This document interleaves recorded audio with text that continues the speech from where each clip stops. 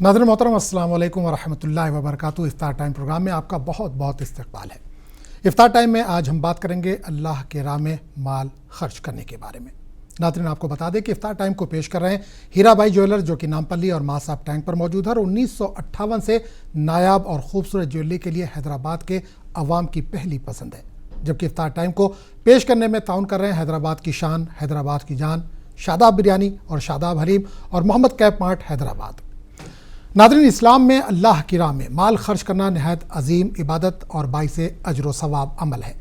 कुरान करीम में बारहा इस बात की तरगीब दी गई है कि इंसान अपने माल में से ज़रूरतमंदों, मिस्कीनों और मोहताजों पर खर्च करे।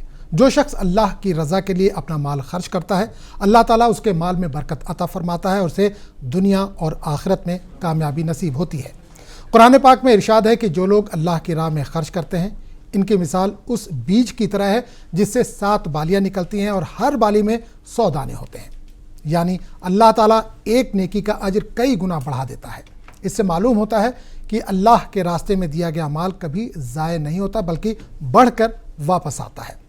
राह खुदा में खर्च करने से दिल में सुकून पैदा होता है, माशरे में मोहब्बत और हमदर्दी बढ़ती है और ज़रूरतमंद लोगों की मुश्किलात आसान होती है।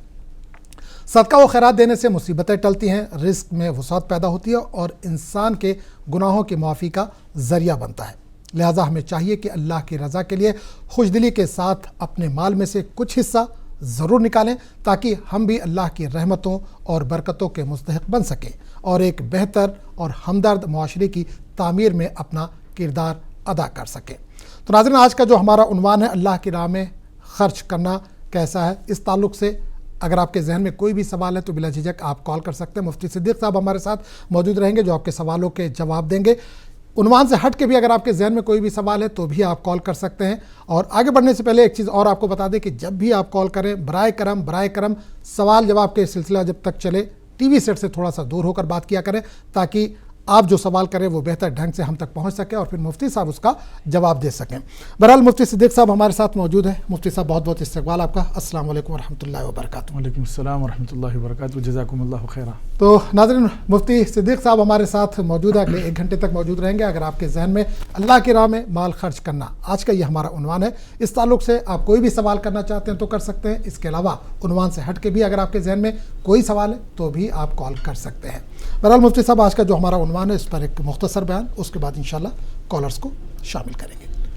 अल्हम्दुलिल्लाह रब्बिल आलमीन वस्सलातु वस्सलामु अला सय्यिदिल अंबिया व अशरफिल मुरसलीन व अला आलिहि त्तय्यिबीन अत्ताहिरीन व अस्हाबिहिल अकरमीन अल अफ़ज़लीन व अला मन अहब्बहुम व तबिअहुम बि इहसानिन अजमईन इला यौमिद्दीन, अम्मा बाद। फ़क़द क़ाल अल्लाहु तबारक व तआला फ़िल क़ुरआनिल मजीद वल फ़ुरक़ानिल हमीद। अऊज़ु बिल्लाहि मिनश शैतानिर रजीम। बिस्मिल्लाहिर रहमानिर रहीम। अलिफ लाम मीम ज़ालिकल किताबु ला रैब फ़ीहि हुदल लिल मुत्तक़ीन अल्लज़ीना युमिनूना बिल ग़ैबि व युक़ीमूनस सलाता व मिम्मा रज़क़नाहुम युनफ़िक़ून। सदक़ल्लाहुल अज़ीम। व क़ाल तआला फ़ी शअनि हबीबिही सल्लल्लाहु अलैहि व आलिहि व सल्लम इजलालन व इकरामा। बिस्मिल्लाहिर रहमानिर रहीम। इन्नल्लाहा व मलाइकतहु युसल्लूना अलन नबी या अय्युहल्लज़ीना आमनू सल्लू अलैहि व सल्लिमू तस्लीमा। अल्लाहुम्मा सल्लि अला सय्यिदिना व मौलाना मुहम्मदिन व अला आलिहि व सहबिहि अफ़ज़ल सलावातिका व अदद मालूमातिका व बारिक व सल्लिम।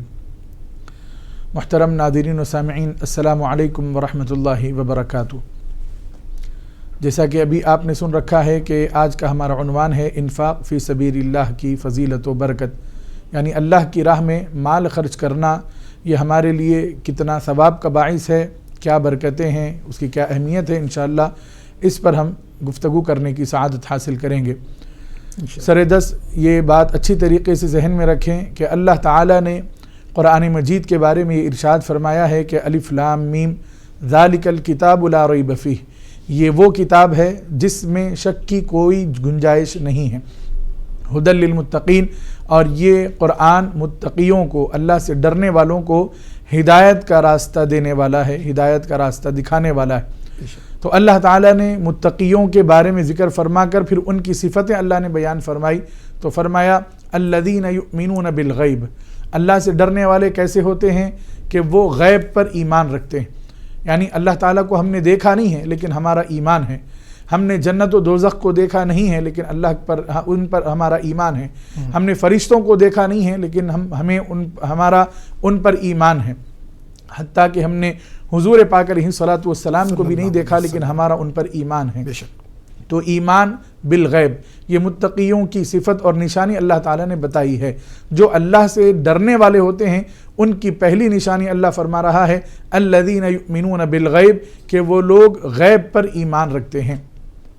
ویقیمون الصلاۃ، اور دوسری صفت اللہ فرماتا ہے کہ وہ نماز قائم کرتے ہیں، نماز کو اس کے وقت پر خشوع اور خضوع کے ساتھ ادا کرتے ہیں.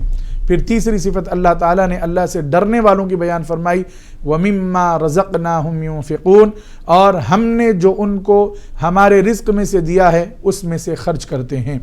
تو اللہ تعالیٰ نے صفت بیان فرمائی، کوالٹی بیان فرمائی ان لوگوں کی جو اللہ تعالیٰ سے ڈرنے والے ہیں. تو ایک مسلمان حقیقت میں اللہ تعالیٰ سے ہی ڈرتا ہے اور اس کے دل میں اللہ تعالیٰ ہی کا خوف ہوتا ہے. تو بندہ جب تقوی والی زندگی اختیار کرتا ہے، متقی بنتا ہے، تو اس کے اندر یہ صفتیں پائی جاتی ہیں. ان میں سے ایک اہم صفت انفاق فی سبیل اللہ ہے، یعنی اللہ کی راہ میں مال کو خرچ کرنا. اللہ کی راہ میں جب بندہ مال خرچ کرتا ہے تو اللہ تعالیٰ اس کو مزید برکتیں عطا فرماتا ہے. اللہ تعالیٰ نے مومنوں کی یہ شان بیان فرمائی ہے کہ وہ اللہ کے رزق میں سے خیرات کرتے ہیں، خرچ کرتے ہیں. اب آپ قرآن کے اس اسلوب پر بھی غور کریں کہ اللہ تعالیٰ فرماتا ہے وَمِمَّا رَزَقْنَاهُمْ، ہم نے جو ان کو دیا ہے.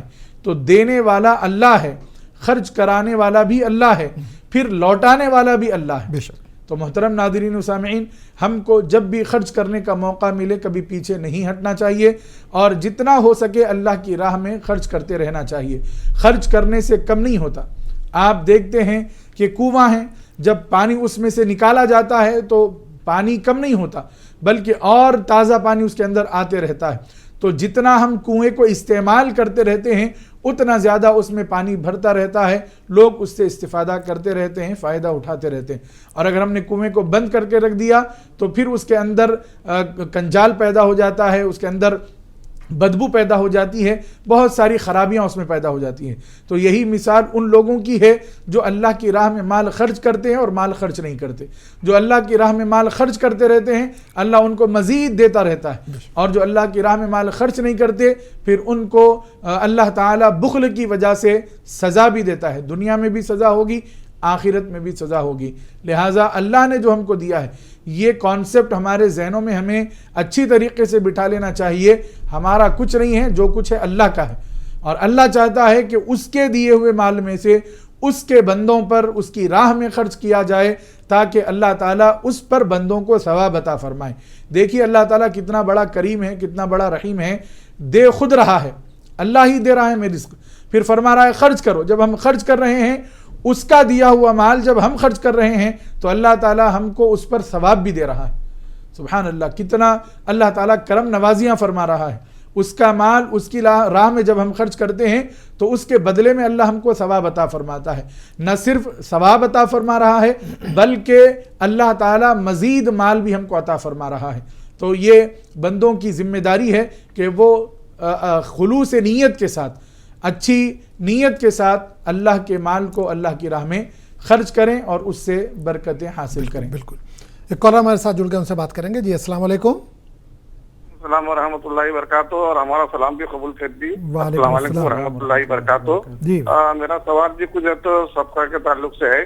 یہ سوال کچھ اس طرح ہے کہ اگر کوئی شخص ہے تو 3 چیزوں کے لیے صدقہ دینا چاہ رہا ہے، یعنی اللہ کے راہ میں، محرومین کی طرف سے اور اپنی جسمانی تکلیف دور ہونے کی طرف، تو تینوں کے ایک ہی نیت کرنا چاہیے یا الگ الگ کرنا چاہیے؟ ایک تو محرومین کی طرف سے اور جو زندہ ہے ان کی طرف، دونوں طرف سے اگر دے رہے ہیں تو جی اللہ کے راہ میں اپنے جسم کا صدقہ اور ہے تو محرومین کی طرف سے صدقہ، تو 3 نیت کر کے دینا یا ایک ہی نیت کر کے دینا؟ تو اسے رہنما فرمائیے. السلام علیکم ورحمۃ اللہ وبرکاتہ. 3 نیت کا ایک بار مفتی صاحب پوچھ رہے 3 نیت کیا مطلب؟ جی جیسا کہ اللہ تعالیٰ اس کا ثواب میرے محرومین کو پہنچاتے، میرے والدین والدوں کو، اور دوسرا ہے تو اللہ کے راہ میں دینا چاہ رہا ہوں، اور تیسرا ہے تو میرے صحت اور تندرستی کے لیے. ٹھیک ہے، اب سمجھ میں آ گیا. یہ بالکل یہ سوال اس طرح کرنا چاہ رہا ہے کہ صدقہ دیا کہ محرومین کو بھی اس کا فائدہ ملے، ان کو بھی ملے یا ان کے بچوں کو، مطلب کئی لوگوں کو ایک ہی صدقے سے فائدہ ملے. ایک اور کالر ہے، پہلے ان سے بات کر لیں گے. جی السلام علیکم. अस्सलाम वालेकुम। वालेकुम सलाम, कहाँ से बात कर रहे हैं? जी रामंतसपुर से बात कर रही हूँ मैं। जी सवाल कीजिए। जी ये घर रहन लेके ऐसा किराए पे देते ना, मतलब रहन दे लेके अपन रहन पे ले लेके अपन फिर किराए को देना, ऐसा जायज रहता क्या? पहले आपने रहन पे लिया फिर उसको किराए पे दिया? हाँ। ठीक है। तो इस पे इंटरेस्ट होता फिर नहीं लेना ऐसा बोल रहे थोड़े लोग, तो मुफ्ती साहब से सवाल करने के लिए करे। चलिए ठीक है, इंशाल्लाह बताया जाएगा। मुफ्ती साहब जो पहला सवाल भाई ने किया था सदक़े वाला, उसका अगर जवाब दे दीजिए। बिस्मिल्लाहिर्रहमानिर्रहीम। मुहतरम नाज़रीन व सामीईन, याद रखें कि आप जिस नीयत से सदका देंगे उसी के मुताबिक आपको अल्लाह ताला अजर अता फरमाएगा। आप सदका दे रहे हैं तो उसमें आप एक नीयत भी शामिल कर सकते हैं, कई नीयतें भी शामिल कर सकते हैं। जैसा कि आपने पूछा, मरहुमीन और मरहुमात को भी उसका सवाब पहुँचे आपके, और आपको भी सेहत और तंदुरुस्ती हो और कोई मुसीबत बला टल जाए, और भी जो नीयतें आप उसमें करना चाहते हैं बिल्कुल कर सकते हैं। एक ही सदका देते हुए आप एक नीयत भी कर सकते हैं और कई नीयतें भी शामिल कर सकते हैं। देने वाली ज़ात अल्लाह ताला की है। यकीनन अल्लाह ताला आपकी नीयतों के मुताबिक आपको उसका बदला अता फरमाएगा। आपने मरहुमीन की नीयत की है, अल्लाह उसका सवाब मरहुमीन को भी अता फरमाएगा। आपने अपने लिए सेहत और तंदुरुस्ती की नीयत की है, अल्लाह आपको सेहत और तंदुरुस्ती भी अता फरमाएगा। और इसके अलावा आपने मुसीबतों को टालने के लिए नीयत करके सदका दिया है, अल्लाह आपकी मुसीबतों को भी टालेगा। तो आप जो नीयत करके देना चाहें दे सकते हैं। एक नीयत भी कर सकते हैं, एक से ज़ायद नीयतें भी एक ही सदक़े में आप कर सकते हैं। तो चलिए नाज़रीन, वक्त हो चला एक ब्रेक का। अल्लाह के राह में ख़र्च करना, सदका खैरात करना, आज का ये हमारा उन्वान है। अगर आपके ज़हन में इस ताल्लुक़ से कोई भी सवाल है तो मुफ्ती सिद्दीक़ साहब लगातार हमारे साथ मौजूद हैं जो आपके सवालों के जवाब दे रहे हैं। मिलते हैं एक ब्रेक के बाद।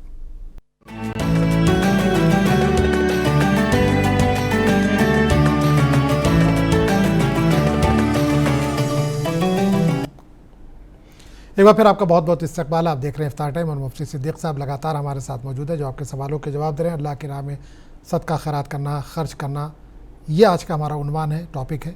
इस ताल्लुक़ से अगर आपके ज़हन में कोई भी सवाल है तो बिला झिझक आप कॉल कर सकते हैं। उन्वान से हट के भी अगर आपके ज़हन में कोई सवाल है तो भी आप कॉल कर सकते हैं। ब्रेक पे जाने से पहले मुफ्ती साहब, एक बहन ने कॉल किया था कि रहन पर लेकर घर फिर उसको किराए पे दे देना, तो कैसा है, क्या रहन पे ले सकते हैं? पहले तो ये है, इसका भी जवाब दे दीजिए। बिस्मिल्लाहिर्रहमानिर्रहीम। मुहतरम नाज़रीन व सामीईन, इस्लाम में रहन की इजाज़त है, मगर उसका मतलब और मफ़हूम हमारे पास बिगाड़ दिया गया है। रहन इसलिए रखा गया है शरीयत में कि एक आदमी जो हाजतमंद हो वो अपनी कोई चीज़ किसी के पास अमानत रखवा कर कुछ कर्ज़ हासिल करे और फिर उसके बाद वो कर्ज़ लौटा कर अपनी चीज़ वापस ले ले। ये इसलिए रहन हमारी शरीयत में मुकर्रर किया गया।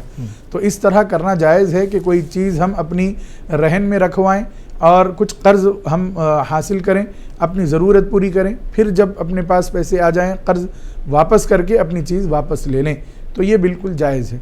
लेकिन अगर कोई चीज़ हम रहन रखते हैं तो उसका इस्तेमाल का तरीक़ा है। अब हमारे पास शरीयत में ये बात मुकर्रर है कि जो चीज़ हमने रहन में रखवाई है ना वो रहन रखने वाला उसको इस्तेमाल कर सकता है और ना जिसके पास रहन रखवाया गया है वो इस्तेमाल कर सकता है। यानी मिसाल के तौर पर मैं ये अपना फ़ोन किसी के पास रहन रखवा रहा हूँ तो ना मैं ख़ुद इसको इस्तेमाल कर पाऊँगा और ना जिसके पास मैं रखवा रहा हूँ वो इस्तेमाल कर सकेगा। तो दोनों भी इस्तेमाल रहन की चीज़ को नहीं कर सकते। ये बात अच्छी तरीके से जहन में रख लीजिए। अब रहा ये सवाल कि रहन पर घर लेकर फिर उसको किराए पर दे देना, तो ये जायज़ है क्या? तो ये सूरत बिल्कुल जायज़ नहीं है, क्योंकि हम जब रहन ले रहे हैं तो वो हमारे पास अमानत है, ना हम उसको इस्तेमाल कर सकते हैं ना खुद घर वाला उसको इस्तेमाल कर सकता है। अब आगे हम किसी को किराए पर देंगे तो ये कर्ज़ पर फिर सूद ज़ायद रकम हासिल करना और नफ़ा उठाना हो जाता है जो शरीयत में नाजायज़ और हराम है। हुज़ूर पाक अलैहिस्सलातु वस्सलाम ने इरशाद फरमाया, कुल्लु क़र्ज़िन जर्र मनफ़अतन फ़हुव रिबन, औ कमा क़ाल अलैहिस्सलातु वस्सलाम, कि हर वो कर्ज़ जो अपने साथ नफ़ा लेकर आता है तो वो नफ़ा उसके लिए सूद हो जाता है और सूद हमारे लिए हराम है। तो अगर कोई भाई या बहन ऐसा कर रहे हैं कि घर रहन पे लेकर किसी और को किराए पर दे रहे हैं फिर वो किराया खुद हासिल कर रहे हैं, तो ये बिल्कुल नाजायज़ सूरत है। इससे बचना हमारे लिए बेइंतहा ज़रूरी है। अच्छा, एक चीज़ और, एक सवाल बहन ने जो किया था उस पर मेरे जहन में आ रहा है कि रहन पर हमने कोई घर लिया تو ہم نے اس کا تو پیسہ دے دیا ہے 1 لاکھ 2 لاکھ 4 لاکھ جو بھی دے کے رہن پہ لے لیا. آپ نے کہا کہ اس کو استعمال نہیں کر سکتے, تو گھر جب رہن پہ لیا ہے یا کسی نے ہم کو دیا ہے تو اس کا استعمال کیا اس گھر میں ہم خود نہیں رہ سکتے؟ بسم اللہ الرحمن الرحیم. محترم ناظرین سامعین, ہم نے جو بھی مکان رہن میں رکھ لیا ہے اپنے پاس, مثال کے طور پر میں 5 لاکھ روپے دے کر کسی کے گھر میں جا رہا ہوں, رہن پر لے رہا ہوں, اور مدت یہ قرار پائی ہے کہ 2 سال کے بعد 5 لاکھ روپے لوٹا دیے جائیں گے, تب تک آپ ہمارے گھر کو استعمال کیجیے, تو یہ استعمال کرنا جائز نہیں ہے. ہاں البتہ جب ہم رہن پر پیسے دے کر رہن پر گھر لے کر اس میں رہنا چاہتے ہیں تو پھر اس کا کرایہ دینا پڑے گا. تو کرایہ اگر دیتے ہیں تو پھر وہ رہن کا معاملہ ختم ہو جائے گا اور وہ اجارے کا معاملہ آ جائے گا کہ یہ کرائے پر کوئی چیز لینا ہوگا.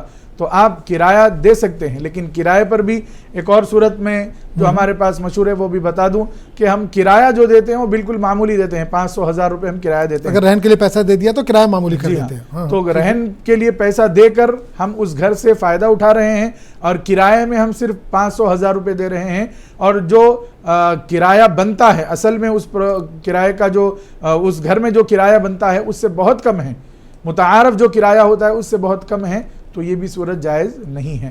لہٰذا اگر کوئی استعمال کرنا چاہتا ہے تو رہن نہ کہے بلکہ قرض دے, اور قرض دے کر ان کو کہے کہ بھائی میں آپ کے گھر میں کرائے سے رہتا ہوں, آپ مجھ سے کرایہ حاصل کر لیں, جب میں نکلوں گا تو جتنا کرایہ بن رہا ہے اگر میں نہیں دے پایا تو دیتے وقت میرے اماؤنٹ میں سے اتنا آپ مائنس کر لیجئے. یہ ایک صورت جواز کی نکل سکتی ہے, ورنہ جو ہمارے پاس معاشرے میں چل رہا ہے کہ گھر کرایہ مکان رہن پر لے رہے ہیں تو یہ لینا دینا جائز نہیں ہے. لینے دینے کے بعد اس کو استعمال کرنا جائز نہیں ہے. لیکن یہ آپ دیکھ رہے ہیں ہمارے سماج میں تو بہت زیادہ ایک عام رواج ہو گیا ہے کہ رہن پہ گھر لے لیا, کسی کو ضرورت ہے 5 لاکھ روپے دے کے اب لے لیا, اس گھر میں شفٹ بھی ہو گئے, سالوں رہ رہے ہیں, جب تک بیچارے کے پاس سامنے والے کے پاس, اب اس نے تو شادی بیاہ کے نام پہ 5 لاکھ روپے لے لیے تھے, خرچ کر دیے, اب وہ 5 لاکھ اس کے پاس جب آئیں گے تب یہ گھر خالی کریں گے, تو کیا یہ بھی درست نہیں؟ بالکل جی بالکل یہ بھی درست نہیں ہے, کیونکہ قاعدہ اچھی طریقے سے یاد رکھیں کہ جو چیز ہم رہن رکھتے ہیں اس چیز کو نہ ہم استعمال کر سکتے ہیں, نہ جس کے پاس ہم وہ رکھ رہے ہیں وہ استعمال نہیں کر سکتا, دونوں استعمال نہیں کر سکتے.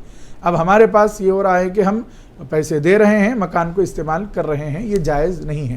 کرایہ اگر دے رہے ہیں تو پھر یہ رہن کا معاملہ ختم ہو جائے گا, کرائے کا معاملہ شروع ہو جائے گا. اب کرائے میں آپ جو بات کرنا چاہتے ہیں وہ بات کر لیجئے. متعارف کرائے سے ہم بالکل کم نہیں کر سکتے, یعنی بالکل معمولی 10,000 کرائے پر ملتا ہے لیکن آپ 500 روپے 1,000 روپے دینا چاہتے ہیں تو یہ بھی صورت جائز نہیں ہے. تو ناظرین, افطار ٹائم میں آج کا ہمارا جو عنوان ہے وہ اللہ کے راہ میں خرچ کرنا, صدقہ خیرات کرنا. اگر آپ کے ذہن میں اس تعلق سے کوئی بھی سوال ہے تو بلا جھجک آپ کال کر سکتے ہیں. مفتی صاحب, رمضان کے شروع سے ہی ہم لوگ صدقے خیرات کے تعلق سے بات کر رہے ہیں, زکوٰۃ کے تعلق سے بات کر رہے ہیں, دعاؤں کے تعلق سے بات کر رہے ہیں. تو انسان جب خاص کر رمضان میں افطار کے ٹائم دعا مانگے تو کیا کچھ خاص دعا مانگے کہ یا اللہ مجھے دینے والا بنا, لینے والا نہ بنا, کیا اس طرح کی دعا کرے؟ بسم اللہ الرحمن الرحیم. محترم ناظرین و سامعین, یقیناً افطار کے وقت میں جو روزے دار ہوتے ہیں ان کی دعائیں اللہ تعالیٰ قبول فرماتا ہے, لہٰذا جو دعا کریں گے انشاءاللہ اللہ قبول فرمائے گا, اللہ کی ذات سے امید ہے. تو ہم انفاق فی سبیل اللہ کے لیے بھی دعا مانگے کہ اے اللہ تو مجھے ہمیشہ دینے والا بنا, مانگنے والا نہ بنا. تو دینے والا ہاتھ, جیسا کہ حضور پاک علیہ الصلوۃ والسلام نے اپنی حدیث مبارک میں ارشاد فرمایا ہے کہ الید العلیٰ خیر من الید السفلیٰ, اوپر والا ہاتھ نیچے والے ہاتھ سے بہتر ہے. مطلب دینے والا ہاتھ مانگنے والے ہاتھ سے بہتر ہوتا ہے. تو اگر آپ دعا کرنا چاہتے ہیں کہ اے اللہ تو مجھے ہمیشہ دینے والا بنا, مانگنے والا بننے سے میری حفاظت فرما, تو ضرور آپ دعا مانگ سکتے ہیں. اچھا, صدقہ خیرات کی ہم بات کریں. ایک صدقہ وہ ہے جو ہم پر فرض ہے جس کو ہم زکوٰۃ کہتے ہیں, ایک صدقہ وہ ہے کہ جو ہم اپنی خوشی سے دیتے ہیں, کسی کی مدد کرتے ہیں. بہتر کون ہے, افضل کون ہے؟ ایک تو فرض ہے وہ تو ہم کو دینا ہی دینا ہے, تو بہتر کون سا ہے؟ جو ہم صدقہ اپنی مرضی سے دیتے ہیں وہ زیادہ بہتر ہے. بسم اللہ الرحمن الرحیم. محترم ناظرین و سامعین, زکوٰۃ جن پر فرض ہے وہ تو اپنا فرض ادا کرتے ہوئے دیں گے زکوٰۃ. یقیناً زکوٰۃ دینا یہ بندے پر سال گزرنے کے بعد واجب ہوتا ہے, اس کو تو ادا کرنا ہی کرنا ہے. لیکن سال بھر ہمارے پاس اللہ تعالیٰ نے جو ہمیں خوشحالی دی ہے اس میں سے بھی غریبوں کا خیال کرتے ہوئے صدقات و خیرات کرنا یہ بھی ہمارے لیے زیادہ بہتر اور مناسب ہے۔ ایسا نہیں ہے کہ صرف سال میں ایک ہی بار ہم اللہ کی راہ میں خرچ کر دیں، باقی سال بھر خاموش رہیں، ایسا نہیں ہونا چاہیے، بلکہ جب بھی اللہ تعالی ہم کو کچھ نہ کچھ عطا فرمائے اس میں سے ہم کچھ نہ کچھ غریبوں کو دیتے رہیں۔ صحابہ کرام رضوان اللہ تعالی علیہم مجمعین کے واقعات ہمارے لیے مشعل راہ ہیں کہ ان کے پاس تھوڑا بہت بھی ہوتا تو وہ سامنے والے کو دے دیا کرتے تھے۔ ایک واقعہ مجھے یاد آ رہا ہے، ایک مرتبہ حضور پاک علیہ الصلوۃ والسلام نے مہاجرین اور انصار صحابہ میں حضور تشریف فرما تھے اور واعظ و نصیحت فرما رہے تھے کہ ایک شخص آئے اور انہوں نے کہا کہ مجھے بھوک لگ رہی ہے، تو حضور پاک علیہ الصلوۃ والسلام نے کسی کو بھیجا اور اپنے گھر والوں سے یہ پوچھا کہ کیا گھر میں کچھ ہے جو اس مسکین کو کھلانے کے لیے، اس بندے کو کھلانے کے لیے ہو؟ تو ازواج مطہرات نے کہا کہ ہمارے گھر میں کچھ نہیں۔ اللہ اکبر کبیرہ، حضور کا گھرانہ ہے، حضور پاک علیہ الصلوۃ والسلام کے گھر میں کیسے فاقے رہے، کتنا حضور پاک علیہ الصلوۃ والسلام نے غربت میں زندگی گزار کے غریبوں کو کس طرح زندگی گزارنا ہے اس کا سلیقہ بتایا، جبکہ اگر حضور چاہتے اور دعا فرماتے تو اللہ تعالیٰ مکے اور مدینے کی ساری وادیوں کو سونے کا کر دیتا، ذرات کو سونے کا بنا دیتا، پہاڑوں کو سونے کا بنا دیتا۔ حضور کے ساتھ جہاں حضور جاتے وہ پہاڑ چلتے۔ بخاری مسلم اور دیگر روایتوں میں یہ بات موجود ہے، لیکن حضور نے فقر کو اختیار فرمایا۔ اس کے بعد ایک صحابی نے عرض کیا، یا رسول اللہ میں ان کی مہمان نوازی کروں گا۔ حضور نے کہا کہ ٹھیک ہے، لے جاؤ، اپنے مہمان کی اچھی طرح خاطرداری کرنا۔ تو حضرات محترم گھر گئے، بیوی سے پوچھا تو بیوی نے کہا کہ صرف بچوں کا کھانا موجود۔ اللہ اکبر کبیرہ، نہ اہلیہ کے لیے ہے نہ شوہر کے لیے، صرف بچوں کے لیے کھانا ہے۔ چونکہ بچے ہیں، اب بڑے حضرات تو بھوک برداشت کر لیں گے، بچے برداشت نہیں کر پائیں گے، کیا کریں؟ تو آپ نے فرمایا اپنی اہلیہ کو ایک کام کرو، جب ہم کھانے کے لیے بیٹھیں تو تم چراغ بجھا دینا، بچوں کو پہلے ہی سلا دینا، چراغ بجھا دینا اور جو کچھ ہے ان کے سامنے رکھ دینا، اور کھانے کا یوں احساس کرانا کہ ہم کھانا کھا رہے ہیں۔ تو محترم ناظرین و سامعین، جب صحابی ان کو گھر لے گئے اور ان کے عمل کے مطابق، یعنی ان کے پلان کے مطابق انہوں نے ایسا ہی کیا، بچوں کو پہلے سلا دیا، مہمان کے لیے دستر بچھایا، جو کھانا تھا سامنے رکھ دیا، پھر اہلیہ نے کسی بہانے سے چراغ بجھا دیا، اور اب صحابی کیا کر رہے ہیں، اپنی پلیٹ میں اور اپنی اہلیہ کی پلیٹ میں کھانا ڈالے جیسا کر رہے ہیں اور سارا کا سارا کھانا مہمان کو کھلا رہے ہیں۔ سبحان اللہ۔ تو جب آپ نے یہ عمل کر لیا اور رات گزر گئی، صبح حضور کی بارگاہ میں حاضر ہوئے تو حضور پاک علیہ الصلوۃ والسلام نے بے انتہا خوشی کا اظہار فرمایا اور اللہ تعالیٰ نے قرآن کی آیتیں نازل فرما دی اس صحابی کی فضیلت میں، اور جو لوگ اس طرح کا عمل کرتے ہیں ان کو اللہ تعالیٰ محبوب رکھتا ہے۔ اس کا اللہ تعالیٰ نے ذکر فرمایا، وَيُؤْثِرُونَ عَلَىٰ أَنفُسِهِمْ وَلَوْ كَانَ بِهِمْ خَصَاصَةٌ، یہ وہ لوگ ہیں جو اپنے آپ پر دوسروں کو ترجیح دیتے ہیں اگرچہ کہ ان کو ضرورت، ان کو حاجت ہم کو ہے، لیکن ہم سے زیادہ سامنے والے کو اگر ضرورت ہے تو ہم اپنی حاجت کو ترک کر دیں اور سامنے والے کی حاجت کو پورا کریں، تو اللہ تعالیٰ بے انتہا خوش بھی ہوتا ہے اور ثواب بھی عطا فرماتا ہے۔ چلیے ایک اور کالر ہمارے ساتھ جڑ کے ان سے بات کریں گے۔ جی السلام علیکم۔ السلام علیکم۔ جی السلام علیکم۔ وعلیکم السلام۔ جی بھائی کہاں سے بات کر رہے ہیں؟ میں کلکتہ سے ہاوڑہ بات کر رہا ہوں، ہاوڑہ سے۔ جی سوال کیجئے۔ سوال میرا ہے جناب کہ میں نماز پڑھنے جاتا ہوں، کھڑا ہو کے نہیں پڑھ پاتا ہوں، میں پلتھی مار کے پڑھتا ہوں، تو سجدہ کیا زمین پہ ہاتھ رکھا جائے؟ سجدہ تو ہو نہیں پاتا ہے، ٹھیک ہے، کیا نماز قبول ہے؟ چلیے ٹھیک ہے انشاءاللہ۔ ہاں تو مفتی صاحب ایک اور کالر ہمارے ساتھ جڑے ہوئے، ان سے بات کر لیں گے۔ جی السلام علیکم۔ السلام علیکم۔ وعلیکم السلام بھائی، کہاں سے بات کر رہے ہیں؟ میں گولابی سے بات کر رہا ہوں۔ جی میرا سوال ہے کیا بالوں کو کلر کرنا جائز ہے یا نہیں ہے؟ ٹھیک ہے۔ نمبر 2، روزے کی حالت میں انجیکشن دے سکتے کیا؟ ٹھیک ہے، چلیے بہت بہت شکریہ آپ نے کال کیا۔ مفتی صاحب جو پہلا سوال تھا بھائی کا، انہوں نے کہا کہ وہ کھڑے ہو کے نماز نہیں پڑھ پاتے ہیں، بیٹھ کے پڑھتے ہیں، تو بیٹھ کے جب پڑھتے ہیں تو وہ سجدہ نہیں کر پاتے ہیں، تو ہاتھ کیسے رکھیں، پیر پہ رکھیں یا زمین پہ رکھ لیں؟ بسم اللہ الرحمن الرحیم۔ محترم ناظرین و سامعین، جو شخص ज़मीन पर सजदा करने की ताकत नहीं रखते तो उनको बैठ कर नमाज़ पढ़ने की इजाज़त है, यानी बिल्कुल ठहर भी नहीं सकते और सजदा ज़मीन पर कर भी नहीं सकते, तो ऐसे शख्स बैठकर नमाज अदा करेंगे। हाँ, इस बात का ज़रूर ख्याल रखें कि अगर आप ठहर सकते हैं, क़याम पर कुदरत है आपको, बिल्कुल ठहर सकते हैं तो ठहरें। रुकू में जाते वक्त में आप इशारे से रुकू करें और सजदे में भी इशारे से आप सजदा कर सकते हैं। अब जैसा आपने बताया कि आप मांडी डालकर बैठते हैं तो सजदा करते हैं, तो किस तरह करते हैं? अगर सजदे में आपको जाना मुमकिन है तो जाएं, यह आपके लिए ज़्यादा बेहतर है।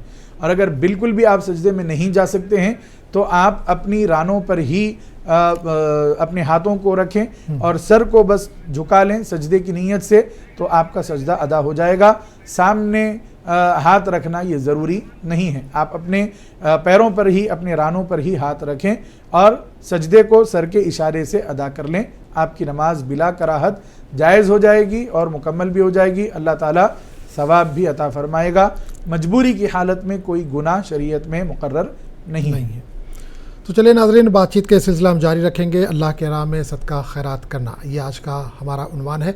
मुफ्ती सिद्दीक़ साहब लगातार हमारे साथ मौजूद हैं जो आपके सवालों के जवाब दे रहे हैं। अगर आपके जहन में भी कोई सवाल है तो बिला झिझक आप कॉल कर सकते हैं, नंबर लगातार टीवी स्क्रीन पर मौजूद है। वक्त हो चला एक छोटे से ब्रेक का, ब्रेक के बाद हम फ़ौरन हाजिर होते हैं।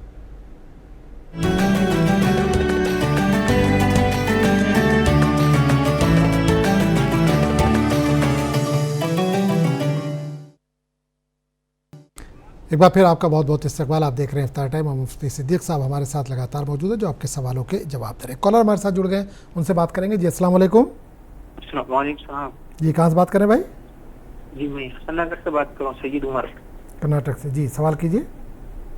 जी मुफ्ती साहब से सवाल ये है कि तरावी की नमाज का वक्त कब तक रहेगा, और वो तरावी की नमाज अगर किसी की छूट गई तो क्या आपकी क़ज़ा पढ़ सकते हैं? ठीक, ये एक सवाल है। और दूसरा सवाल ये है कि इफ्तार के मामले में, ये इफ्तार क्या मस्जिद में इफ्तार करना कोई सा अजर है, उसके लिए ऐसा कोई रिवाज है क्या, ऐसा कुछ इस बारे में? मस्जिद में इफ्तार करना अक्सर ये सवाल आता है आवाम में कि इफ्तार घर पे करना बेहतर है या मस्जिद में, ऐसा सवाल है। ठीक है, बिल्कुल बिल्कुल बिल्कुल, दोनों जवाब दिया जाएगा इंशाल्लाह। बहुत बहुत शुक्रिया, देखते रहिए प्रोग्राम। मुफ्ती साहब, इससे पहले कॉलर ने जो कॉल किया था बालों में कलर लगाने के ताल्लुक से, क्या जायज़ है? बिस्मिल्लाहिर्रहमानिर्रहीम। मुहतरम नाज़रीन व सामिईन, फ़तह मक्का के मौके पर हुज़ूर पाक अलैहिस्सलातु वस्सलाम की बारगाह में हज़रत अबू बकर सिद्दीक़ रदी अल्लाह ताला अन्हु के वालिद मोहतरम हज़रत अबू कुहाफ़ा रदी अल्लाह ताला अन्हु को लाया गया, तो आपके दाढ़ी और सर के बाल बिल्कुल सफ़ेद थे। तो हुज़ूर पाक अलैहिस्सलातु वस्सलाम ने इरशाद फरमाया कि इस सफ़ेदी को किसी रंग से बदल दो, अलबत्ता काले रंग से परहेज़ करना, काले रंग से बचो। तो शरीयत मुताहरा में सिर्फ़ और सिर्फ गाज़ी के लिए, जो मुजाहिद होते हैं, जिहाद करते हैं, उनके लिए इजाज़त है कि वो दुश्मन पर रुअब तारी करने के लिए काला कलर इस्तेमाल कर सकते हैं, ब्लैक कलर इस्तेमाल कर सकते हैं, काला खिजाब लगा सकते हैं। इसके अलावा आम हालतों में हम बिला काला कलर इस्तेमाल नहीं कर सकते, बिल्कुल जायज़ नहीं है। इसके अलावा जो भी रंग है, जैसे मेहंदी है या चॉकलेटी रंग है या डार्क ब्राउन है, ऐसे कलर हम इस्तेमाल कर सकते हैं। काले कलर को छोड़कर दूसरे जितने भी कलर हैं उनको इस्तेमाल करना बिला कराहत जायज़ है, इस्तेमाल कर सकते हैं। एक और कॉलर हमारे साथ जुड़ गए, उनसे बात कर लेंगे। जी अस्सलाम वालेकुम। अस्सलाम वालेकुम। वालेकुम अस्सलाम। कहाँ से बात कर रहे हैं? जी मैं अंबरपेट से बात कर रही हूँ। जी सवाल कीजिए अपना। ये अगर अपन किसी को कर्ज दिए और उन्होंने अपने को अदा नहीं कर सके, उनके पास से नहीं निकला, अपना अपन से जितना भी अमाउंट लिए उन्होंने उनके पास से नहीं निकला, तो अपन अपनी ज़कात के तौर पे उनको माफ कर सकते क्या? ठीक है, चलिए बहुत बहुत शुक्रिया, आपने कॉल किया, इंशाल्लाह जवाब दिया जाएगा। मुफ्ती साहब, जो कॉलर भाई ने कलर के लिए सवाल किया था, उनका एक और सवाल था इंजेक्शन का, कि रमज़ान में क्या इंजेक्शन ले सकते हैं? बिस्मिल्लाहिर्रहमानिर्रहीम। मुहतरम नाज़रीन व सामिईन, इंजेक्शन के बारे में उलमा की दो मुख्तलिफ राय हैं। एक उलमा का कौल ये है कि इंजेक्शन लेने से रोज़ा टूट जाता है, और एक उलमा का कौल ये है कि बिला कराहत इंजेक्शन इस्तेमाल किया जा सकता है, बिल्कुल जायज़ है। अब हम आपको ये अर्ज़ कर देते हैं कि एहतियात यही है कि रोज़े की हालत में इंजेक्शन न लिया जाए।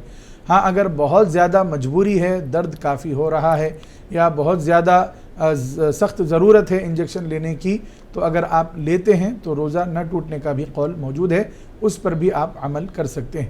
بہتر ہمارا مشورہ یہ ہے کہ بہتر یہی ہے کہ روزے کی حالت میں انجیکشن نہ لیا جائے۔ اگر کوئی لے لیتے ہیں تو بعض علماء کے قول کے مطابق روزہ نہیں ٹوٹتا ہے تو آپ بے فکر رہیں، اس سے آپ کے روزے پر کوئی حرج کوئی اس میں فساد نہیں ہوگا، کوئی اس میں حرج واقع نہیں ہوگا۔ اور ایک بھائی نے کرناٹک سے غالباً کال کیا تھا، تراویح کی نماز کا وقت پوچھ رہے تھے کہ کب تک ہے، اور اگر کسی وجہ سے نہیں پڑھ پائے تو کیا قضا پڑھ سکتے ہیں کیا اس کو؟ بسم اللہ الرحمن الرحیم۔ محترم ناظرین و سامعین، یقیناً تراویح کا وقت نماز عشاء کے وقت سے لے کر سحری کا وقت ختم ہونے تک ہے، یعنی مکمل رات آپ کو یہ تراویح کا وقت ہے، آپ جب چاہیں تراویح ادا کر سکتے ہیں۔ عشاء کی نماز آپ نے ادا کر لی، عشاء کی نماز ادا کرنے کے بعد سے یہ وقت شروع ہو گیا ہے تراویح کا، اب آپ کو اختیار ہے، چاہے تو آپ اسی وقت تراویح پڑھ لیں، چاہے آپ اپنا کام کر کے آدھی رات کے بعد پڑھنا چاہے تو پڑھ سکتے ہیں۔ فجر کا وقت شروع ہونے سے پہلے آپ کو تراویح پڑھ لینی چاہیے، اور اگر کسی وجہ سے تراویح نہیں پڑھ سکے ہیں تو اس کی کوئی قضا نہیں ہے، کیونکہ تراویح ایک نفل عبادت ہے، اور نفل اور جو سنت غیر مؤکدہ ہوتی ہے اور جو فجر کے علاوہ سنت مؤکدہ ہیں ان کی قضا وقت گزر جانے کے بعد نہیں ہے، لہٰذا تراویح آپ جب ادا کریں گے تو وقت پر ادا کریں۔ اگر وہ وقت نکل گیا ہے اور دوسرا فجر کا وقت شروع ہو گیا ہے یا دوسرا دن آ گیا ہے تو اس کی قضا بھی نہیں ہے۔ ایک اور کالر ہمارے ساتھ جڑ گئے ہیں، ان سے بات کریں گے۔ جی السلام علیکم۔ السلام علیکم۔ وعلیکم السلام۔ وعلیکم السلام۔ کہاں سے بات کر رہے ہیں بھائی؟ جموں کشمیر سے۔ جی سوال کیجیے اپنا۔ میرا یہ سوال ہے کہ اگر مطلب جسم کے کسی بھی حصے سے خون نکل آئے تو اس سے کیا روزہ ٹوٹ سکتا ہے، جیسے دانت سے یا ناک وغیرہ سے؟ ٹھیک ہے، چلیے انشاءاللہ، بہت بہت شکریہ آپ نے کال کیا۔ مفتی صاحب، تراویح کے تعلق سے ابھی جو کال آیا تھا اس میں ایک سوال یہ کرنا چاہوں گی، اگر رات میں کسی نے نیند لے لی، تھوڑی دیر کے لیے سو گیا، اس کے بعد اٹھ کے تراویح پڑھ رہا ہے تو کیا وہ تراویح، کیونکہ تہجد کے لیے پھر یہ کہ تھوڑا سا اگر آپ نے آرام کر لیا، نیند لے لی تو اس کے بعد وہ تہجد ہو جاتی ہے، تو کیا یہ تہجد ہوگی یا تراویح ہی مانی جائے گی؟ بسم اللہ الرحمن الرحیم۔ محترم ناظرین و سامعین، نیند کے بعد بھی اگر آپ نماز پڑھ رہے ہیں تو اگر تراویح کی نیت سے نماز پڑھ رہے ہیں تو تراویح ہوگی، تہجد کی نیت سے اگر آپ نماز پڑھ رہے ہیں تو تہجد ہوگی۔ آپ اگر نیت کرتے ہیں 20 رکعت تراویح کی تو تراویح ہو جائے گی، اس کے بعد آپ تہجد کی نماز ادا کریں، اور اگر نہیں کر سکتے تو کوئی گناہ بھی نہیں ہے۔ اور اگر آپ تراویح نہیں پڑھے ہیں، نیند لے کر اٹھے ہیں، تہجد پڑھنا چاہتے ہیں تو بھی پڑھ سکتے ہیں، اس میں بھی کوئی گناہ نہیں ہے۔ بہرحال تراویح کا وقت عشاء کی نماز کے بعد سے لے کر سحر تک ہے، فجر کا وقت شروع ہونے تک ہے، آپ کبھی بھی پڑھ سکتے ہیں، نیند لے کر بھی آپ اٹھ کر نماز ادا کر سکتے ہیں، تراویح پڑھیں، اس کے بعد پھر تہجد ادا کر لیں۔ اچھا، بھائی نے ایک اور سوال کیا تھا افطار کو لے کر کہ مسجد میں جا کر افطار کرنا زیادہ بہتر ہے یا گھر پر افطار کر کے مسجد جائیں وہ زیادہ بہتر ہے؟ بسم اللہ الرحمن الرحیم۔ محترم ناظرین و سامعین، حضور پاک علیہ الصلاۃ والسلام کی سنت مبارکہ اور افضل طریقہ یہی ہے کہ بندہ گھر پر افطار کرے، اس کے بعد نماز کے لیے مسجد کو جائے، یہی سنت ہے اور یہی افضل طریقہ ہے۔ ہاں، اگر مسجد کافی دور ہے اور آپ افطار کر کے جانے تک اذاں ہو کر نماز ختم ہو جانے کا آپ کو اندیشہ ہے یا کوئی رکعت چھوٹ جانے کا اندیشہ ہے تو پھر آپ مسجد جا کر بھی افطار کر سکتے ہیں۔ تو یہ سچویشن پر ڈیپینڈ ہے۔ اگر مسجد دور ہے، آپ گھر پر افطار کر کے جائیں گے تو رکعت چھوٹ جائے گی، نماز ہی چھوٹ جائے گی، تو آپ پہلے سے ہی مسجد کو چلے جائیں، وہاں پر اعتکاف کی نیت کر کے مسجد میں بیٹھیں، وہاں اس کے بعد افطار کریں تو اللہ تعالیٰ آپ کو اعتکاف کا بھی ثواب عطا فرمائے گا۔ اور اگر مسجد نزدیک میں ہی ہے تو آپ اطمینان سے گھر پر ہی افطار کریں، اس کے بعد اذان ہونے سے پہلے یا اذان ہوتے وقت آپ مسجد چلے جائیں۔ افضل طریقہ اور سنت طریقہ یہی ہے کہ گھر میں افطار کریں، اس کے بعد مسجد کو جا کر نماز ادا کریں۔ ایک اور کالر ہمارے ساتھ جڑ گئے، ان سے بات کر لیں گے۔ جی السلام علیکم۔ السلام علیکم۔ جی السلام علیکم ورحمۃ اللہ۔ جی میں نشاد بات کر رہی ہوں جن سے۔ جی بتائیے۔ ہمارا سوال یہ ہے کہ کوئی شخص اگر قرض دار ہے، 60 لاکھ کا قرضہ ہے اس کے اوپر، اور اس کی مسز کے پاس 15 تولہ سونا ہے، لیکن وہ ہاؤس وائف ہے، سروس نہیں کرتی ہیں، تو کیا اس سونے کی زکوٰۃ یا مطلب اس پہ شوہر پہ واجب ہے کیا کہ وہ اس کو دینا پڑے گی؟ اور قرضہ 70,000 کا اور قسطیں بھی برابر جمع ہو رہی ہے، ایسی بات بھی نہیں ہے۔ ٹھیک ہے, چلیے بالکل انشاءاللہ. مطلب ہاؤس وائف ہے تو بالکل سمجھ میں آ گیا, سوال سمجھ میں آ گیا, بالکل بالکل بالکل جواب دیا جائے گا. پروگرام دیکھتے رہیے. مفتی صاحب, ایک امبر پیٹ سے جو کال آیا تھا, پہلے اس کا جواب دے دیں گے, کہ انہوں نے کہا کہ کسی کو قرض دیا ہے وہ لوٹا نہیں رہا ہے, تو کیا زکوٰۃ میں اس کو کٹوا سکتے ہیں کیا؟ بسم اللہ الرحمن الرحیم. محترم ناظرین و سامعین, اگر ہم نے کسی کو قرض دیا ہے اور وہ قرض واپس کرنا چاہتا ہے, اس کی نیت بھی ہے قرض واپس کرنے کی, لیکن حالات نہیں بن رہے ہیں, اس کو پیسے نہیں مل رہے ہیں جس کی وجہ سے وہ آپ کا قرض ادا کر سکے, اور وہ واقعتاً حاجت مند ہے, ضرورت مند ہے اور زکوٰۃ کا مستحق بھی ہے, اس کو آپ زکوٰۃ دینا چاہتے ہیں, تو آپ ڈائریکٹ زکوٰۃ میں اس رقم کو معاف نہیں کر سکتے. مثال کے طور پہ آپ نے کسی کو 2 لاکھ روپے قرض دیے اور آپ کی زکوٰۃ بن رہی ہے 10 لاکھ روپے, تو آپ نے خیال کیا کہ اس کے پاس سے 2 لاکھ روپے آنا ہے, لہٰذا میں وہ 2 لاکھ زکوٰۃ میں دے دوں گا, میں نے زکوٰۃ میں دے دیا. اس طرح نیت کر لینے سے زکوٰۃ ادا نہیں ہوتی ہے. اگر آپ واقعتاً اس کو زکوٰۃ دینا چاہتے ہیں تو آپ اپنی طرف سے اس کو زکوٰۃ کے 2 لاکھ الگ سے ادا کریں. جب 2 لاکھ ان کو دے دیں گے تو وہ ان 2 لاکھ کے مالک ہو جائیں گے. پھر آپ یہ کریں کہ بھائی میں نے آپ کو میں جو آپ مجھے قرض دینا ہے میرا قرض واپس کر دیجئے, تو وہ 2 لاکھ آپ کو قرض واپس کر دیں گے. اس طرح آپ کی زکوٰۃ بھی ہو جائے گی, ان کا قرض بھی ادا ہو جائے گا. اس طرح کرنا پڑے گا, ڈائریکٹ معاف کر دینے سے وہ زکوٰۃ ادا نہیں ہوتی ہے. کشمیر سے کال تھا بھائی کا کہ خون نکلنے سے کیا روزہ ٹوٹ جاتا ہے, ناک سے, دانت سے, یا جسم کے اور کسی حصے سے اگر خون نکلا تو؟ بسم اللہ الرحمن الرحیم. محترم ناظرین و سامعین, جسم کے کسی بھی حصے سے اگر خون نکلتا ہے تو خون نکلنے سے روزہ فاسد نہیں ہوتا ہے. البتہ دانت سے خون نکل رہا ہے تو اس میں شرعی مسئلہ یہ ہے کہ اگر دانت سے خون نکل کے حلق میں چلا گیا ہے تو روزہ ٹوٹ جائے گا. آپ جب دانت میں خون نکل رہا ہے تو اس کو تھوک دیں, کلی کریں جب تک کہ خون نکلنا بند نہ ہو جائے. اور اگر خون کا قطرہ حلق سے نیچے اتر جاتا ہے اور آپ کو مزہ بھی محسوس ہو جاتا ہے خون کا, تو آپ کا روزہ ٹوٹ جائے گا. چونکہ دوسرے اعضاء میں سے ناک ہے یا ہاتھ ہے, پیر ہے, یا کسی بھی جسم کے حصے سے جب خون نکلتا ہے تو وہ باہر کی طرف نکل جاتا ہے. جب منہ میں سے خون نکلتا ہے تو پھر ہم نگل لیں گے تو وہ منہ میں چلا جائے گا.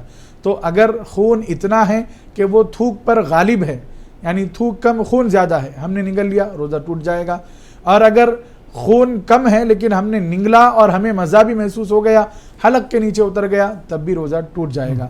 ہاں اگر خون تھوڑا تھا, تھوک بہت زیادہ تھا اور ہم نے نگل لیا اور اس کا کوئی مزہ بھی محسوس نہیں ہوا, تو ایسی صورت میں روزہ نہیں ٹوٹتا.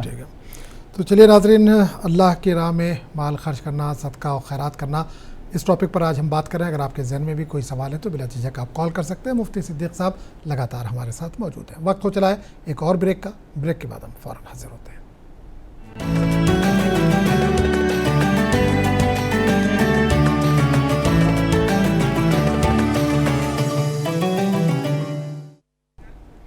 ایک بار پھر آپ کا بہت بہت استقبال. آپ دیکھ رہے ہیں افطار ٹائم اور مفتی صدیق صاحب ہمارے ساتھ موجود ہے جو آپ کے سوالوں کے جواب دے رہے ہیں. اگر آپ کے ذہن میں بھی کوئی سوال ہے تو بلا جھجک آپ کال کر سکتے ہیں. کالر ہمارے ساتھ جڑ گئے, ان سے بات کریں گے. السلام علیکم. وعلیکم السلام جی, کہاں سے بات کر رہے ہیں؟ ہم مہاراشٹر سے بات کرتے ہیں. مہاراشٹر سے, جی سوال کیجیے اپنا. جی ہمارا سوال یہ ہے کہ بولتے ہیں جیسے پہننے والے زیور پہ زکوٰۃ ہے یا نہیں ہے.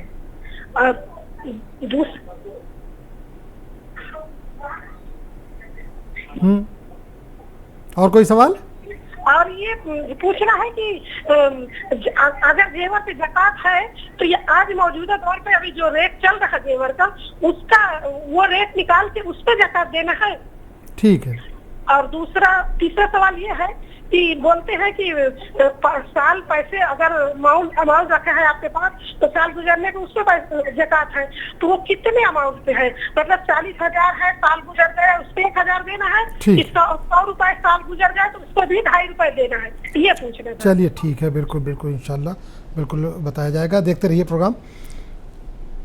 مفتی صاحب ایک کال تھا جو قرضدار, انہوں نے کہا تھا کہ قرضدار ہے کوئی 15-20 لاکھ یا زیادہ کا بھی قرضدار ہے, قسطیں بھی وہ آرام سے جو بھی اس کے مہینے کی ہے وہ بھر رہا ہے, اس کی بیوی کے پاس 15 تولہ یا سونا آس پاس ہے, تو کیا شوہر زکوٰۃ دے اس کے یا بیوی دے زکوٰۃ, یہ جاننا چاہ رہے ہیں. بسم اللہ الرحمن الرحیم. محترم ناظرین و سامعین, یقیناً سائلہ نے پوچھا تھا کہ 60-70 لاکھ کا قرض ہے اور 15 تولے سونا ہے یا اس سے بھی زائد سونا ہے, تو زکوٰۃ کس پر ہے, شوہر پر ہے یا بیوی پر ہے؟ اور بیوی ہاؤس وائف ہے, گھر میں رہتی ہیں, کماتی نہیں ہے, تو یاد رکھیں شریعت میں بیوی یعنی جس کے پاس نصاب کے برابر مال ہے اس کا کمانا ضروری نہیں ہے، بلکہ اگر اس کے پاس نصاب کے مطابق مال ہے تو اس پر سال گزر گیا تو زکوٰۃ دینا واجب ہے۔ تو بیوی اگرچہ کہ نہ کماتی ہوں، سونا چونکہ 15 تولے ان کے پاس ہے، چاندی بھی ہے، تو انہی پر زکوٰۃ واجب ہے۔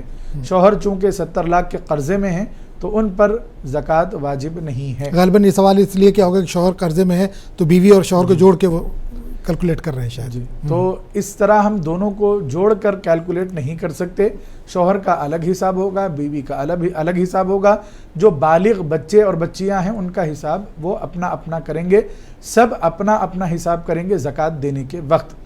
لہٰذا بیوی پر زکوٰۃ واجب ہے، 15 تولے سونا اور جو بھی چاندی آپ کے پاس ہے اس کی قیمت معلوم کر کے آپ زکوٰۃ ادا کریں۔ اگر آپ ہاؤس وائف ہیں، کمانے نہیں جاتی ہیں، تو آپ کو کچھ سونا جو 2.5% کا بنتا ہو اتنا بیچ کر خیرات کرنا یہ آپ کے لیے ضروری ہے۔ ہاں البتہ یہاں پر ایک بات ہم یہ بتا دیں کہ شوہر اگرچہ ان پر زکوٰۃ واجب نہیں ہے، وہ آپ کی طرف سے اگر آپ کی زکوٰۃ ادا کرنا چاہتے ہیں تو شریعت نے اختیار دیا ہے، وہ آپ کی طرف سے زکوٰۃ ادا کر سکتے ہیں، آپ کی زکوٰۃ ہو جائے گی۔ لیکن ہم یہاں پر ایک شریعت کی جو حکمت ہے وہ بتا دینا چاہتے ہیں کہ زکوٰۃ اس لیے رکھی گئی ہے تاکہ غریبوں کی مدد ہو اور جو مالدار ہے اس کے دل سے مال کی محبت نکلے۔ اب چونکہ ہمارے پاس عورتوں کے پاس ہی زیور ہوتا ہے، سونا چاندی ہوتی ہے، تو ہم اس کو بیچنا گوارا نہیں کرتے، تو یہ مطلب یہ ہے کہ ہمارے اندر مال کی محبت بیٹھی ہوئی ہے، ہم نہیں چاہ رہے ہیں کہ ہمارا مال کم ہو، ہمارے سونے میں کچھ کمی آئے، چاندی میں کچھ کمی آئے، یہ ہم نہیں چاہ رہے۔ جبکہ جس طرح مرد کو ثواب ملتا ہے اللہ کے راہ میں خرچ کرنے پر، ایسے ہی بیوی کو بھی ثواب ملتا ہے، عورت کو بھی ثواب ملتا ہے، لیکن ہمارے اندر مال کی محبت اتنی بیٹھ گئی ہے کہ ہم بیچنے کے لیے تیار نہیں ہیں۔ ایسی حالت میں اگر شوہر بیوی کی طرف سے دینا چاہتے ہیں تو بیوی کو کہہ دیں کہ میں آپ کی طرف سے زکوٰۃ آپ کی اتنی بن رہی ہے میں دے رہا ہوں، اطلاع کر دیں، یا پھر آپ شوہر ان کے زیور کا حساب لگائے، جو 2.5% بن رہا ہے وہ پیسہ اپنی بیوی کے حوالے کر دے کہ یہ میری طرف سے آپ کو تحفہ ہے۔ جب وہ لے لیں اور اس کے بعد وہ یہ کہیں کہ یہ کسی مستحق کو اگر آپ دینا چاہیں زکوٰۃ میری طرف سے دے دیں، اس طرح بھی جائز ہے۔ چلیے، مہاراشٹر سے بہن نے جو کال کیا تھا کہ انہوں نے کہا تھا، اور لگاتار ہم بات کر رہے ہیں کہ جو استعمال والی چیز ہے اس پر زکوٰۃ نہیں ہے، تو ان کا یہ کہنا ہے کہ جو زیور ہے وہ بھی تو پہلے استعمال والی چیز ہے، اس پر زکوٰۃ ہے کہ نہیں؟ محترم ناظرین و سامعین، یقیناً استعمال کی چیزوں پر زکوٰۃ نہیں ہے، لیکن وہ استعمال کی چیزیں گھریلو چیزیں ہیں جس کے بغیر ہمارا گزارا نہیں ہو سکتا۔ تو جن چیزوں کے بغیر ہمارا گزارا نہیں ہے وہ استعمال کی جو چیزیں ہیں اس پر زکوٰۃ نہیں ہے۔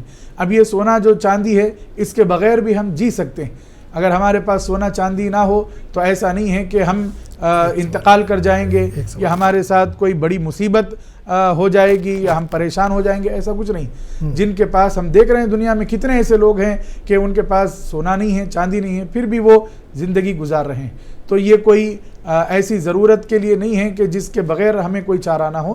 لہٰذا زیورات جو عورتیں استعمال کرتی ہیں اگرچہ کہ وہ استعمال میں ہیں لیکن ان پر زکوٰۃ واجب ہے۔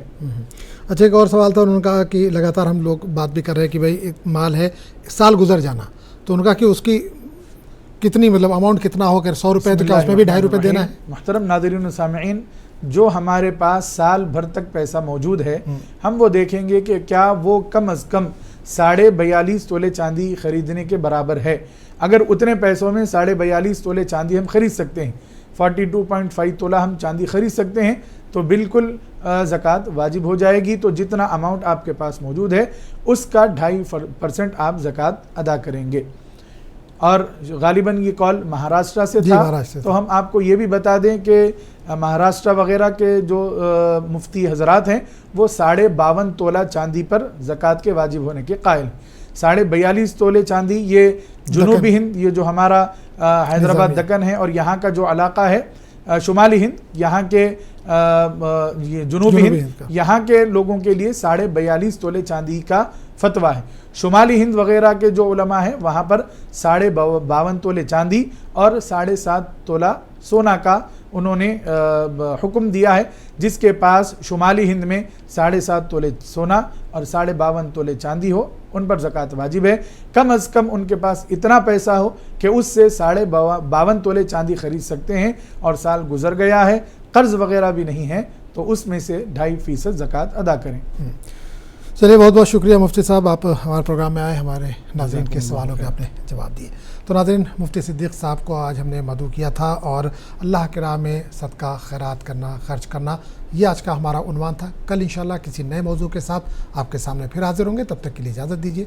अस्सलामु अलैकुम व रहमतुल्लाहि व बरकातुहू। वालेकुम अस्सलाम व रहमतुल्लाहि व बरकातुहू।